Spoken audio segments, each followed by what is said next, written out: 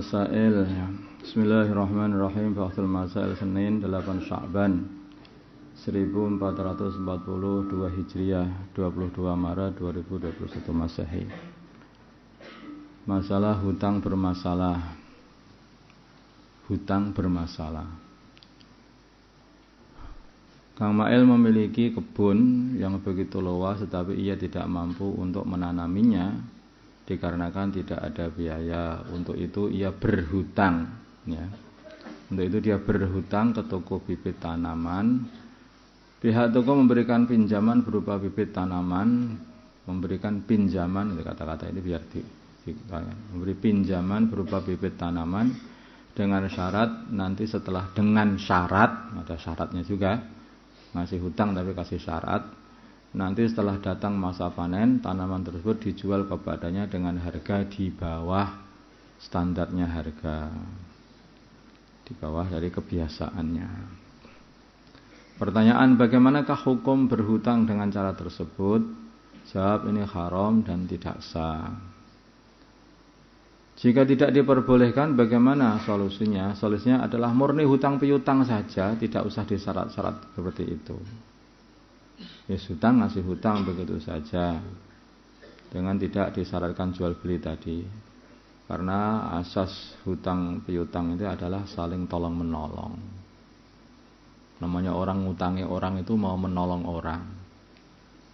Tapi kalau orang itu mau menolong tapi malah mencekik, saya kasih hutang kamu tapi syaratnya tak potong lehermu, itu bukan menolong itu. Seperti orang hutang riba, memberi hutang riba itu. Ini tak kasih. Ini persis sekali itu seperti orang mancing gitu loh. Ini loh tak kasih cacing. Begitu dimakan, di sendal gitu langsung nyangkut di tenggorokan gitu. Ya itulah orang hutang dengan riba itu. Itu tidak menolong ikan itu. Ini beda lagi. Ini contohnya aja. Nanti orang itu, makanya demikian juga hutang dengan syarat seperti ini juga nggak boleh. Ini tak kasih tapi kamu jual ke tempatku. Tapi dengan syarat kamu jual ke tempatku. Jadi dia membeli dengan semaunya sendiri dengan harga yang di bawah harga misal, dengan harga standarnya. Kalau tidak ada persyaratan seperti itu, kalau tidak ada persyaratan, ya hutang saling menolong, kemudian di tempat, di toko itu juga bisa menerima kalau ada yang mau jual ke situ, terus dia dijual ke toko itu, lah itu nggak masalah, tidak ada sama sekali. Juga menerima hasil panen itu juga, itu boleh aja. Tapi tidak ada syarat-syarat, tidak disangkut pautkan dengan hutang piutangnya tadi. Puasanya orang yang diinfus. Bagaimana hukum puasanya orang yang diinfus? Ya, menurut pendapat yang kuat ya batal sementara ini. Karena infus itu dimasukkan di tempat pembuluh darah, sedangkan infus itu isinya biasanya makanan sebagai pengganti makanan. Kata ulama Yaman itu termasuk seperti makan kalau seperti itu. Wallahu a'lam. Masalah memberi hidangan untuk orang yang tidak wajib puasa.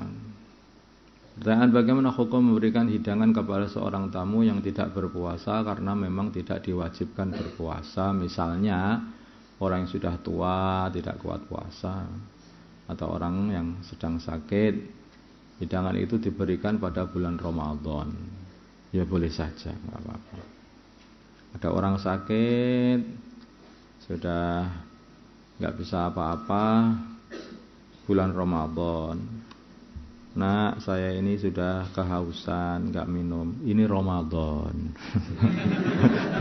Ini Ramadan. Saya kan udah nggak kuat puasa, tapi ya harus menghormati orang puasa. Matilah orang sekali. Jadi nggak apa-apa. Orang sakit, dia tidak wajib puasa, atau orang tua sudah nggak kuat puasa itu tidak wajib puasa. Jadi agama itu mudah, jangan dipersulit. Tapi walaupun mudah, tidak boleh kamu buat, yaitu sak penake dhewe gitu. Nanti kalau sudah dikatakan mudah enggak apa-apa. Nah itu dosa loh. Nanti ada tobat kok, ada amalan tobat. Oh kalau sudah begitu ngece namanya itu. Itu lain itu nanti. Ada urusan sendiri nama Gusti Allah gitu. Fidyah orang yang punya qadhaan puasa bertahun-tahun.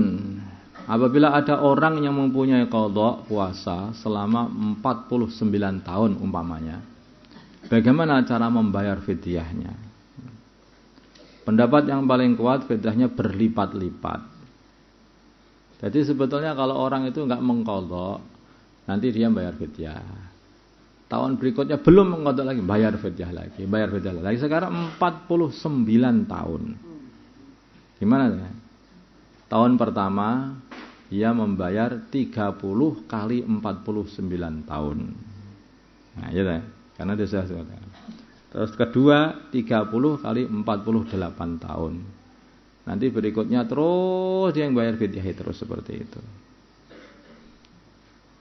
Bukan hanya itu saja, kalau semua orang itu dia itu enggak mengqadha tahun ini, dia sudah membayar fidyah tapi enggak mau mengqadha juga, ya itu.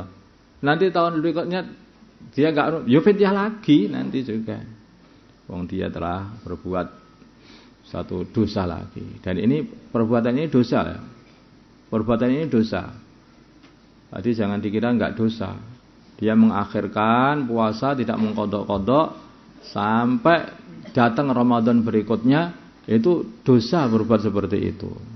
Bukan kok terus nanti bayar fidyah itu. Iya, bayar fidyah tetap saja, tapi dosa tetap saja. Dosa tetap saja. Ini kadang-kadang yang salah paham itu ketika sudah bayar fidyah dikira itu sudah enggak dosa. Dosa. Fidyah itu hukumannya, dosa itu ya dosa aja itu.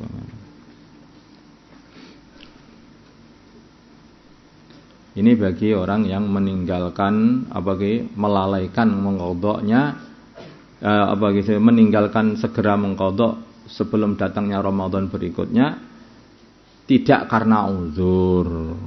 Kalau ada karena uzur, karena dia itu masih sakit saja enggak sembuh-sembuh, dia tidak dapat ini, tidak belum fidyah. Belum sempat mengqadha, itu belum sempat. Allahu a'lam. Tapi sebagian ulama ini berpendapat fidyah tidak berulang-ulang, hanya mengeluarkan fidyah 30 hari kali 49 tahun gitu saja. 30 hari. Setiap harinya 1 mud. 1 mud itu kalau pakai tanganmu itu 1 cawukan tangan begini. Tapi tangannya jangan tangan anak kecil, enggak boleh itu. Pakai tangan orang yang sedengan gitu. 1 mud begini ini. Kalau timbangannya 1 mud kemarin berapa? Yes, Pak, dikenapi 6 atau sampai 7 on. 6 antara 6 sampai 7 on. Dikenapi 7 on juga boleh.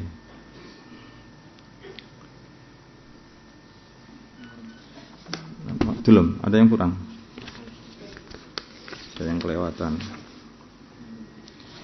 Ya. Rasa siwak di ludah. Bagaimana hukum menelan ludah yang ada rasa siwak bagi orang yang berpuasa? Jangan suka siwakan. Siwakan itu masih boleh, tidak makruh. Kalau masih sebelum zawal, kalau sudah zawal itu sudah tidak boleh makruh.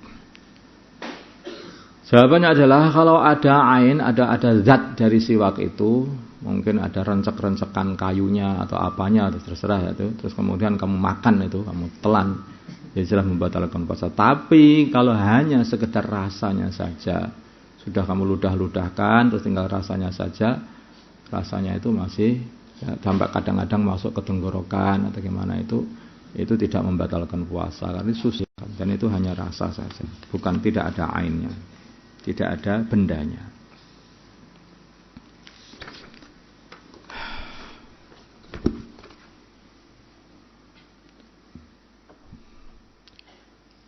اللهم صل على سيدنا محمد وعلى آل سيدنا محمد ما صليت وسلم وباركت وترحمت وحننت على سيدنا إبراهيم وعلى آل سيدنا إبراهيم في العالمين إنك حميد مجيد اللهم ارحم مد سيدنا محمد اللهم اغفر له مد سيدنا محمد اللهم أصلح مد سيدنا محمد اللهم ألف بين قلوبهم مد سيدنا محمد اللهم انصر مد سيدنا محمد اللهم عصفهم سلطانا نصيرا صلى الله على سيدنا محمد النبي الأمي وعلى آله وصحبه وسلم والحمد لله رب العالمين.